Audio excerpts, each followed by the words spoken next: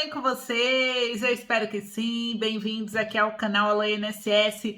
Mais um boletim informativo nessa tarde de hoje. Eu trago novidades aqui para vocês agorinha. Notícia quente, notícia fresca aí para você aposentado. Eu vou falar aqui sobre a mudanças que ocorreram, que o novo governo eleito já anunciou, e você vai se preparando aí porque vai afetar o seu bolso. Você é aposentado e pensionista, e eu tenho ótima notícia para trazer aqui agora para vocês. Inclusive terá mudanças agora em novembro. Se prepara, porque a gente está falando dessa folha que o INSS vai liberar o extrato e você vai poder conferir, né, com seus próprios olhos a partir de segunda-feira. Então fica comigo até o final desse vídeo. Eu vou trazer sobre essas mudanças que anunciaram, sobre os últimos acontecimentos aqui dessa tarde de hoje. Tem muita novidade chegando, então eu vou compartilhando aí com vocês. E nós vamos trazer aqui também duas informações que vocês estavam aguardando muito e finalmente, né, saiu notícia. Eu tenho uma ótima notícia.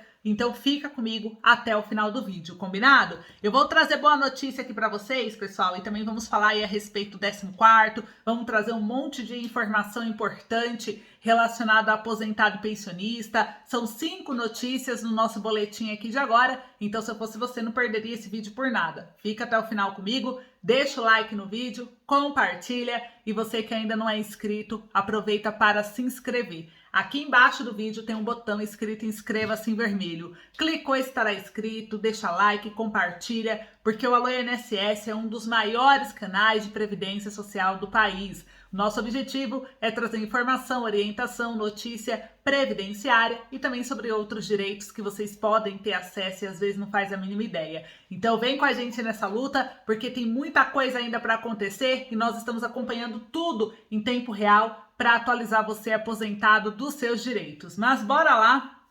Atenção, vamos falar 14º salário INSS, vamos falar agora de mudança nessa folha já em novembro de pagamentos, vamos falar de direitos dos aposentados. E a primeira informação que eu vou trazer para vocês é de algo que vocês já estão esperando muito, que eu sei, então eu já vou trazer aqui agora sobre a revisão da vida toda. Finalmente será retomada no STF. E olha, se prepara aí, porque a gente tem aqui uma novidade sobre isso. Não para por aí não. Tem novidade na revisão da vida toda. No último dia 9 de novembro, presta atenção, último dia 9 de novembro, o processo da revisão da vida toda teve um andamento muito importante no Supremo Tribunal Federal, que é o STF. O ministro André Mendonça requereu que a revisão seja incluída na pauta. Isso significa que o processo terá o seu julgamento retomado e a data desse julgamento será marcada pela ministra Rosa Weber. Acreditamos, pessoal, que essa data vai ser anunciada já nos próximos dias. Eu estou atenta, monitorando de hora em hora lá para vocês, para poder trazer essa grande novidade. O pedido de pauta realizado pelo ministro André Mendonça foi de extrema diplomacia, pois o processo se encontrava em um limbo previdenciário. Como ele substituiu o relator, que é o ministro Marco Aurélio, que se aposentou em 2021, não poderia mais votar e julgar o processo em razão do anterior relator já ter votado.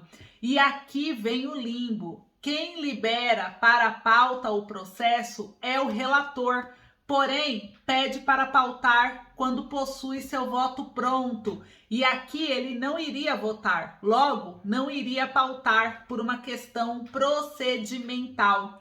Agindo com seu dever diplomático e com grande respeito ao julgamento, André Mendonça liberou o processo para a pauta e o julgamento será marcado para a conclusão do tema. Vale uma ressalva que o julgamento não será reiniciado, pessoal, e sim retomado ao que tudo indica, pois o voto do ministro Marco Aurélio será validado. Isso quer dizer que o julgamento no plenário presencial já começará com um voto favorável aos aposentados. E quando a revisão da vida toda foi julgada no plenário virtual, os 11 ministros da Corte Superior haviam declarado seus votos, com 6 ministros favoráveis aos aposentados, desde a sua paralisação após o pedido de destaque realizado pelo próprio ministro Nunes Marques. Nenhum fato ou ato novo aconteceu, e isso nos faz acreditar que ocorra a manutenção do resultado, proclamando a vitória dos aposentados. O pedido de destaque, ele é o requerimento para que um processo iniciado em plenário virtual passe a ser julgado no plenário presencial. E os aposentados esperam que o ministro Nunes Marques retire o seu pedido, pois nenhum fato novo veio a ocorrer e todos os ministros votaram baseados em um processo que foi muito bem fundamentado, sustentações orais das partes, pareceres técnicos juntados, amplo debate por meio de memoriais e audiências, dentre outros atos processuais que deixaram todos os ministros à vontade para proferirem os seus votos. E os aposentados aguardam por quase uma década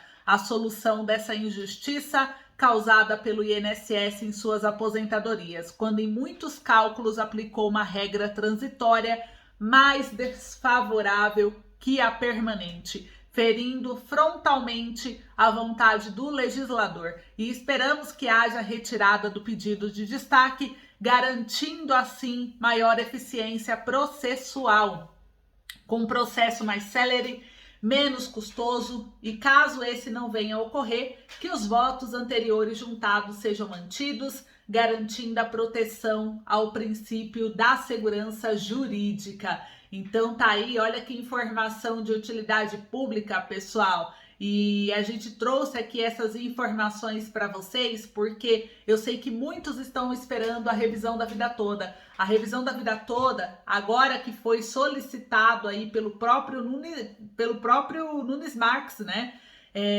Nunes Marques não, André Mendonça, perdão. O próprio ministro André Mendonça requereu a revisão que ela seja incluída na pauta. Então, vocês viram, né? A Rosa Weber, agora ministra, ela é quem vai dar a data marcada.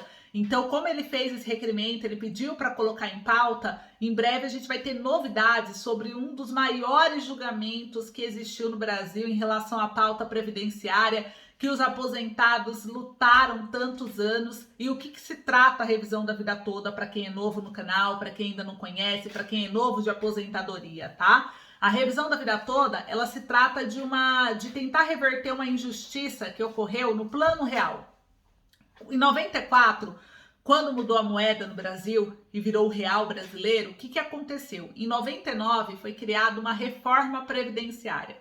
E dentro dessa reforma, decidiram que todas as contribuições que vocês aposentados fizeram durante toda a sua vida de trabalho antes de 94, antes do plano real, não iriam contabilizar como valor de média para o cálculo de sua aposentadoria. Iria contabilizar como tempo de contribuição, mas não iria contabilizar como cálculo para o valor do benefício. Isso fez com que milhares de aposentados, de beneficiários, tivessem uma aposentadoria muito inferior ao que teria direito se todas as contribuições tivessem entrado. Por quê? Porque muitos aposentados nem trabalharam após o ano de 94, ou trabalharam muito pouco e tiveram contribuições baixas. E antes de 94, tinha pessoas que eram metalúrgicos, tinha pessoas que eram vendedores e ganhavam comissão. Enfim, tinham aposentados, pessoas que trabalharam toda a sua vida e todo o seu histórico de trabalho e contribuição altas, né? Que às vezes você sai de um emprego, você não está contente, saiu de um que paga mais para ganhar menos. E isso acontece muito nessas transições de carreira que a gente faz ao longo da vida. E isso fez com que esses aposentados perdessem todas essas contribuições. É como se você não tivesse trabalhado, porque nada adiantou para a sua aposentadoria. Então, teve gente que iria se aposentar com 5 salários mínimos, se aposentou com 1.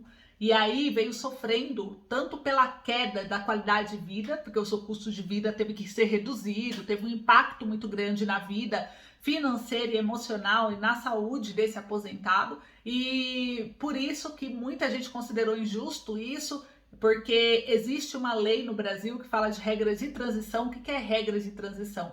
A lei deveria valer para quem contribuísse após a data da publicação da nova lei. Ou seja, se você passou a contribuir após o 99, aí você já entra numa nova lei. Agora, todos aqueles que contribuíram antes de 99, não foi justo eles se prejudicarem com uma lei que foi feita posterior a quando ele já contribuía quase a vida toda. Por isso que a revisão foi apelidada de revisão da vida toda. E muita gente poderá se beneficiar com essa revisão. E se ela for aprovada, vai ser uma bolada que vocês vão pegar, além de poder receber, inclusive, indenização, pessoal. Então, esse caso aqui, ele é sério, ele é um caso importante. Eu peço para você compartilhar esse vídeo com todo mundo, porque muita gente quer saber o andamento. E dia 9 de novembro, agora, de 2022, teve essa mudança, teve esse andamento no processo.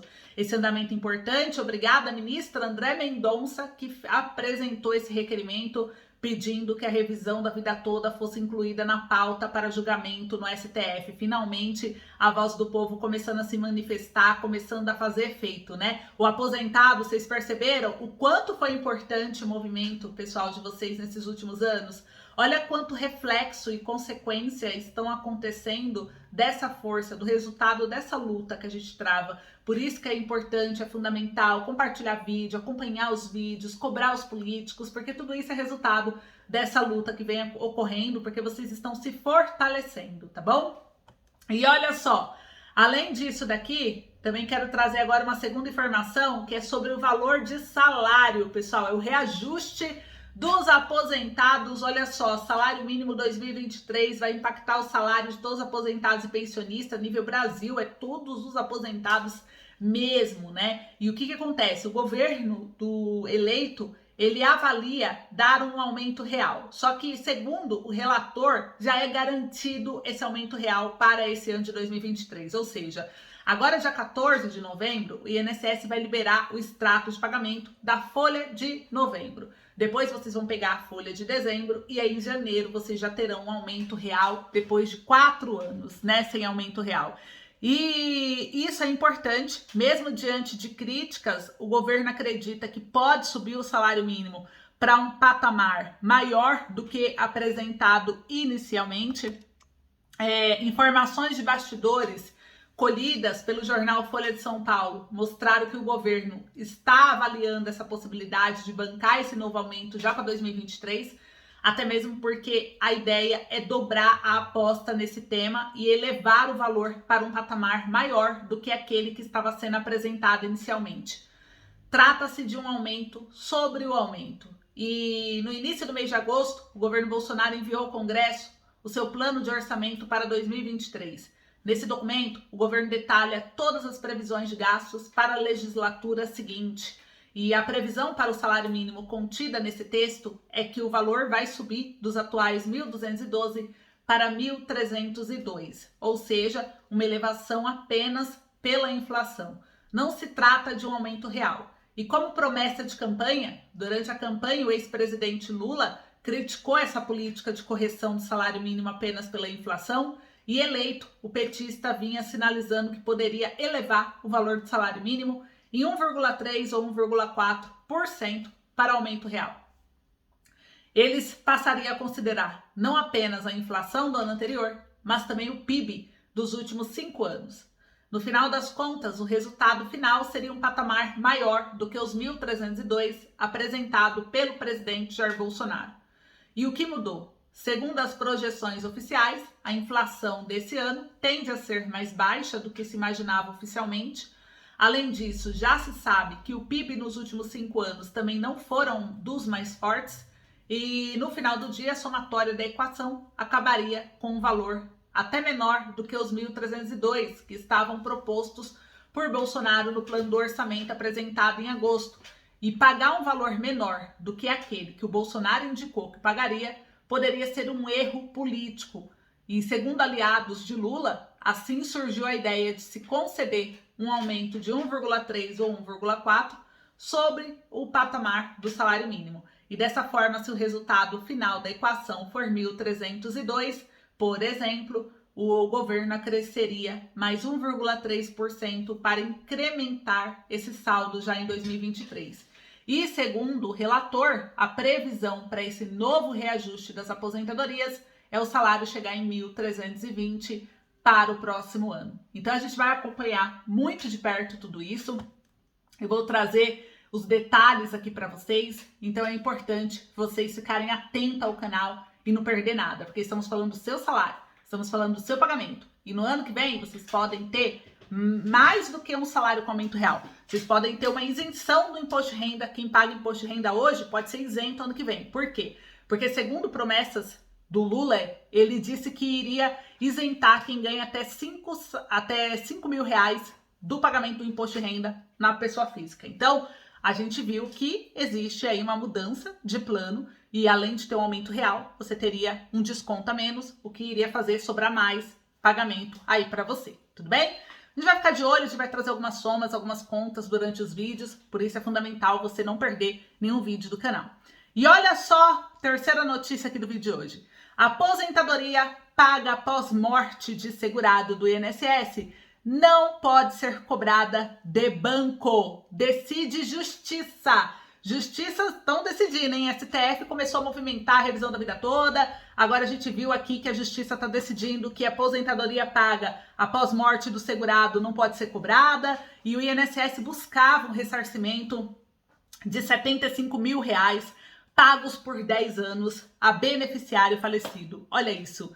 Segundo o TRF4, o Instituto errou ao não fazer a prova de vida do aposentado. Então, a Justiça Federal negou ao Instituto Nacional do Seguro Social, que é o INSS, o pedido do ressarcimento de pouco mais de 75 mil reais ao Banco Bradesco por fraude no pagamento de benefício previdenciário a um segurado correntista do banco que já havia falecido. A decisão foi proferida na terceira turma do Tribunal Regional Federal da 4ª Região, que entendeu por unanimidade que a cobrança é indevida, pois a prova de vida do segurado é de responsabilidade do INSS.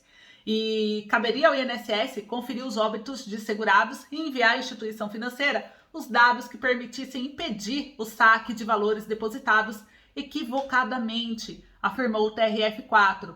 Então, o INSS ingressou com uma ação em fevereiro de 2020. Na ocasião, ele alegou que, após realizar a auditoria, constatou que os valores pagos mensalmente a título de aposentadoria por tempo de contribuição até novembro de 2011 foram indevidos, pois o segurado titular do benefício já havia falecido em março de 2001.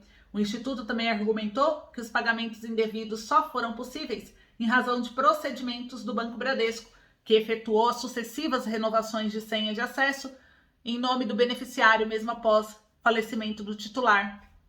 E na Justiça, o INSS requisitou o ressarcimento de R$ 75.311,19 com acréscimo de correção monetária e de juros. E em setembro de 2021, a segunda Vara Federal de Pelotas, do Rio Grande do Sul, negou o pedido ao INSS. Então, vocês viram aí que isso pode ocorrer. Às vezes, o beneficiário faleceu, começou a cair a aposentadoria dele, o INSS ele quer cobrar de você que ficou recebendo, que é o dependente. Então, você viu que tem processo que o juiz está negando. Por quê? Por que ele continuou a pagar? Por que ele não enviou a informação para o banco dizendo que já tinha sido falecido? Então, é um caso aí para vocês se atentarem, porque tem muita gente passando aperto porque diz que o INSS está cobrando. Então, é uma informação importante que vocês podem compartilhar, tá bom? Agora, para encerrar o nosso vídeo de hoje, vamos falar a respeito aqui do 14º salário INSS para aposentado, para pensionista, para beneficiário da Previdência Social, pessoal. E eu vou trazer aqui referente a mudanças, tá? Mudanças no valor do 14º salário. O 14º salário, para quem aí não acredita nessa luta, ele veio ganhando uma força tremenda, que ele já saiu em vários jornais importantes e revistas. O aposentado ganhou uma força que antes ele não tinha e agora ele tem. E o 14º salário é um projeto que visa pagar o aposentado e pensionista de 1 a 2 salários mínimos só nesse ano de 2022 e no ano de 2023. Por quê? para repor aquela perda que você teve em 2020 e 2021, que seu 13º foi antecipado, você ficou sem ajuda no final do ano. Então seria uma indenização retroativa a anos anteriores devido à pandemia. O aposentado foi o único grupo que ficou sem nenhuma ajuda. Então nada mais justo do que pagar, né, de 1 a 2 salários. E olha só que ideia bacana que alguns deputados, inclusive, parlamentares, comentaram que poderia ser possível pagar no 14º salário.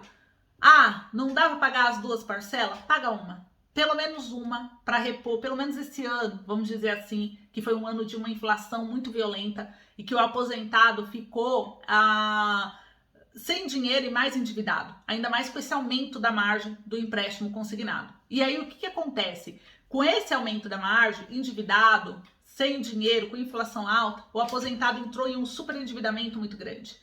Então, qual foi a sugestão que eu queria saber se você aprova ou não essa sugestão, essa mudança no texto do projeto de lei do 14º salário, para que o próximo governo, porque a gente sabe que o presidente atual, bem provável que ele não vai liberar, né? Mas quem sabe o próximo governo, ele possa liberar esse 14º já no início do ano, porque a gente está pedindo para o início do ano. E se acontecer, 14º salário, ele pode ter uma alteração para não pesar de uma vez só nos cofres públicos, dividir essa primeira parcela, essa parcela única que você teria, em 2, igual ele faz com o 13º, dividir no meio.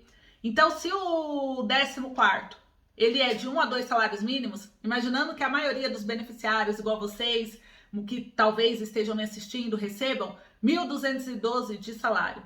O salário que o Lula está prometendo para o ano que vem é 1.320 o salário mínimo. Então, 1.320 mais 50% do valor da primeira parcela dessa primeira metade do 14º, se fosse pago em janeiro, vocês podem pegar no mês de janeiro um valor de R$ 1.980 com reajuste do salário mínimo e esse 50% do 14º salário adiantado para não pesar nos cofres públicos. É um valor muito inferior ao que essa medida provisória de 27 bilhões que foi votada agora essa semana no Congresso aprovou para manter o auxílio 600 até dezembro. Então vocês percebem que isso não pesaria para o governo? E aí o que acontece? No final do ano ou no meio do ano, né? Você receberia ali no meio do ano mais o restante dos 50%. Então mais 1.980, que é o salário do mês, de 1.320, mais os 50% restante de 14º salário. Agora eu quero saber se vocês topariam essa proposta, se essa fosse uma condição para tentar aprovar o 14º,